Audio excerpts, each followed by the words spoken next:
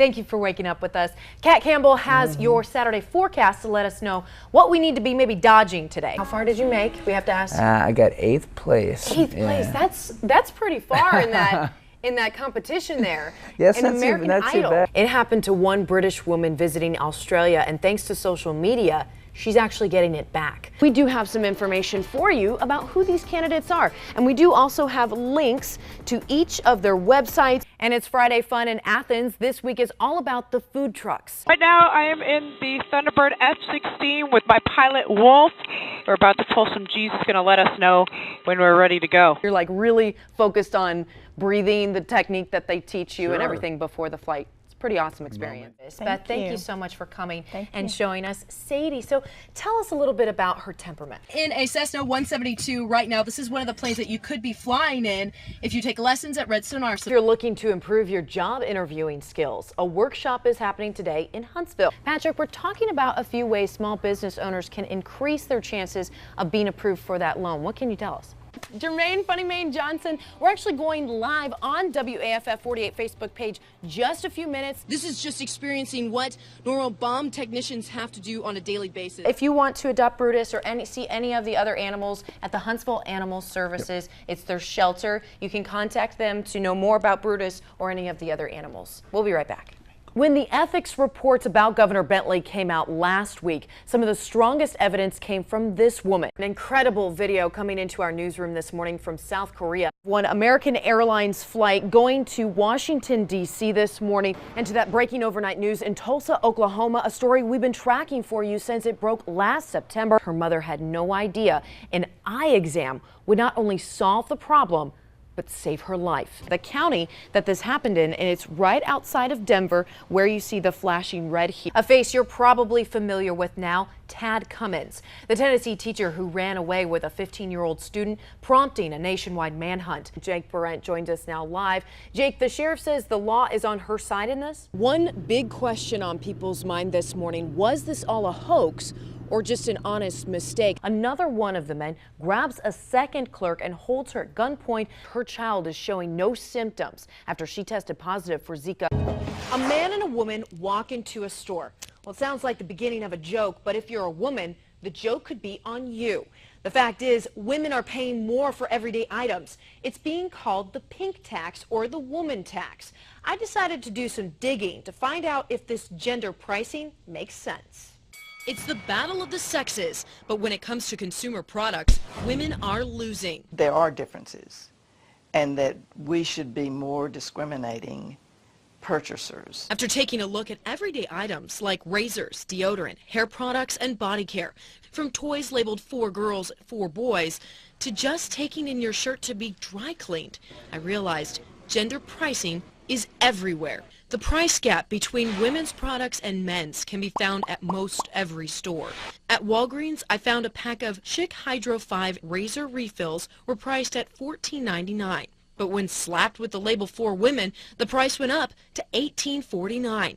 Walking through the hygiene product aisle at Publix, I found a product I use on a regular basis, Cetaphil Daily Moisturizer. The regular, $16.69. But just a few bottles down, a daily face lotion for men at $12.99. A $4 difference. When flipped over, all active and non-active ingredients, the exact same. Shira Gans is an author and researcher of From Cradle to Cane, The Cost of Being a Female Consumer, a study on gender pricing in New York City. One of the things that we noticed was just a consistent and what seems to be systemic charging of women more for similar products. We looked at nearly 800 products across 5 industries. And what we found was really startling. 42% of the time, women were charged more compared to men who were charged more 18% of the time. So I went to the people setting those prices, reached out to the retail companies to ask that one simple question, why?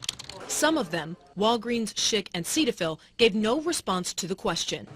Target provided a statement by email saying a difference in price can be related to production costs or other factors. Just what those factors are for items that are exactly the same remains a mystery. Or does it? The objective of a company is to make a profit. Another money mystery, dry cleaning. Why does a man's shirt and a woman's shirt, made from the same fabric and same style, have different prices. We took a man's shirt and a woman's shirt to 2 separate dry cleaners, had the same things done to both, and check out the price. We have a man's shirt, 100% cotton, $2 to launder and just put on a machine apparently. But for a women's shirt, 100% cotton as well, $4.50 because they had to, quote, hand press it. I put in a call to 6 separate dry cleaners around the Tennessee Valley. All women's shirts were priced higher than men's. When asked why, they all gave an answer similar to this. Why would they be different prices? It's kind of simple because we have a machine for the men's, because men's shirts are mostly, their shapes are mostly same, so they're a little bit bigger sizes, but we can adjust that one. So we can press in the machine, but there is no machine for the woman's. So woman's blouse has to be pressed by hand. It takes a long time. Elizabeth Grauerholtz is a professor at University of Central Florida. She was the advisor for research and collaborator in a study done in 2006 called The Cost of Doing Femininity, Gender Disparities in Pricing of Personal Care Products and Services. It just shows one more way that it costs women a lot to live and operate in a society today, in the workplace in particular. In addition to making lower incomes, they also then have to pay higher prices to do their jobs and to be out in the world. But what can you do about it? How can you avoid this pink tax? Laura Kerner is a professor of marketing at Athens State. The consumer speaks, and I think if the public knows, and if the public is willing to not purchase, that's the biggest clout that a consumer has, is just not to buy. Stuart Welch is a finance expert and the founder of the Welch Group, and explained. If you are a smart shopper, you can save hundreds, if not thousands of dollars a year on things that you tend to buy and purchase every day. I've been working on this story for weeks now, and what I've shown you here in this report is only some of what I've uncovered. To see even more and arm yourself with strategies to avoid gender pricing, go to WAFF.com and click on this story. Stephanie Mills, WAFF 48. It's just she got to where she didn't even want to go anymore at all. She'd wake up in the morning, she'd cry, she didn't want to even go. Brandy Dumas lives in Huntsville and is a mother of 2, 8-year-old Val and 5-year-old Lily. 2 years ago, Dumas says Val was a victim of bullying. Picking at her and calling her names and not wanting to play with her. And so she told me sometimes she would hide out under the slide because she didn't want nobody to mess with her. Recess and everything, it was awful. When Val went to the teacher, she said the teacher acted like she didn't care. Every time it was just, well, that's okay, recess is almost over.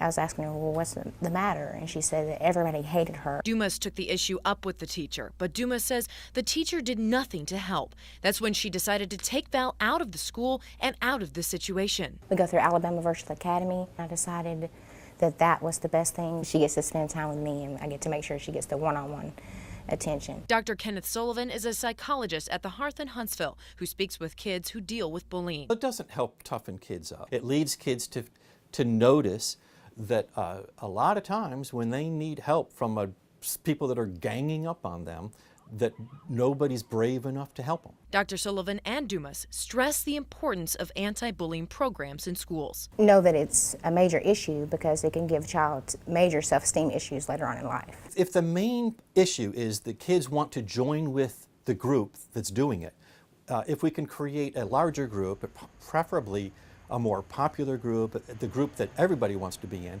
that doesn't bully, we can knock it back by having a culture in the school where it's popular to not bully. I called every school district in northern Alabama to find out what they do to prevent bullying in their schools. I'm waiting to hear back from some of them. What I did find out from some districts is now up on our app and WAFF.com.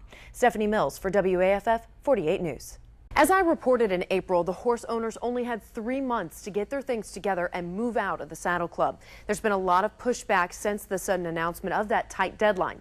Now we know today the owners have been given an extension, another 3 months. The garrison sent me a statement saying they've given horse owners until October 31st to, quote, provide owners additional time and flexibility to transition, end quote. This has obviously alleviated some concerns for owners as they're trying to find new locations to board their horses. But I'm told the situation isn't completely resolved. The garrison commander, Colonel Thomas Holliday, has assigned a liaison to meet with members of the club to hear their concerns and see what can be done to make this as smooth as possible. I've reached out to some of the horse owners, and they did tell me they're waiting on documents they requested from the garrison, like barn inspection and structural reports. As far as new homes for the horses, I was told there is one local Army veteran offering his land, but there are financial constraints, and also it won't be able to hold all of the horses that need a new home. I have contact information under the Redstone report on our app if you'd like to help out. I'm Stephanie Mills for WAFF 48 News. The liaison, Robert Schumann, told me the documents requested by the horse owners will soon be in their hands. Those are the structural reports of the condemned barns and the monthly inspection reports. Schumann also said since the buildings have been condemned, they had the owners close off the stables to the horses. They had the animals out in the pasture all day long. Well, now they are allowing the horses to stay in the paddocks, which are connected to the stables with cover, but they'll still be kept safe out of those stables. The garrison commander's primary responsibility is the safety of the workforce and the patrons on Redstone Arsenal. He is not going to let someone get hurt in one of those buildings, not on his watch. Obviously, the perfect outcome is every horse is resettled in a new location safely. And that's what both sides, that's what we all want. We all want these horses happy and healthy. Well, I first alerted you in April when the garrison announced the closure of the stables. The owners were given a very tight deadline of only a few months. Now they've extended that closure out another 3 months to October 31st. One horse owner says they're very happy to be given more time. The garrison has kind of looked and said, yeah, we may have stepped a little too fast, too far, and they've kind of backed up and they've kind of realized, yeah, these horses are important to these people. They're like their children, and they're trying to help us, so which is good, real good. In the meantime, many of the owners are still scouring for new homes for their horses. One local Army veteran saw their situation on local TV and wanted to help out. Now he's being regarded by some of the horse owners as a miracle worker. I'll have that story for you tomorrow at 4 with your Redstone Report. I'm Stephanie Mills, WAFF 48 News. It started with a tornado siren, and Redstone Arsenal emergency crews sprang into action. This year's full-scale installation emergency exercise was all about dealing with a natural disaster like a tornado if one hits Redstone. In the event that a tornado does impact, there's certain response mechanisms that we're going to employ to assist in recovery in response to a tornado event. Those mechanisms Dan Huber, an exercise operation controller, mentioned are things like bringing in other emergency response agencies such as HEMC, police, and fire to help out. The exercise took place in one of the neighborhoods on Redstone. They put trees, power lines, even brought in a junk car and smashed it with a pole, all to simulate a situation they might find when a tornado blows through. Firefighters had to work through the debris along the road, cutting up trees, moving the poles out of the way so they can get to the volunteers at the end of the road. And another part of today's exercise was coming here today and treating those injured from this natural disaster. One of the firefighters said that they treated this event as if a tornado actually came through Redstone. We had a little trouble accessing the patients at first, but that was part of the incident, and that could definitely happen in real life as well. So we've actually done a pretty good job getting over here as quick as possible and getting these patients triaged. You're going to have to learn how to assess the situation and deal with all these types of events that take place that's unprepared, but you understand going into these, unpredictability is one of the things you just don't know. We have a casualty that's hanging from one of the trees right now. That's just something you just don't normally see on a day-to-day activity, and you got to respond to that. Stephanie Mills, WAFF 48 News. Lieutenant Petrosino. A piercing tone to remember those who paid with their lives to protect our country. Bomb technicians and law enforcement from all parts of the United States converged onto Redstone Arsenal's FBI Hazardous Devices School, a memorial service to honor the 15 bomb technicians who died in the line of duty over the years. Lieutenant Galvin.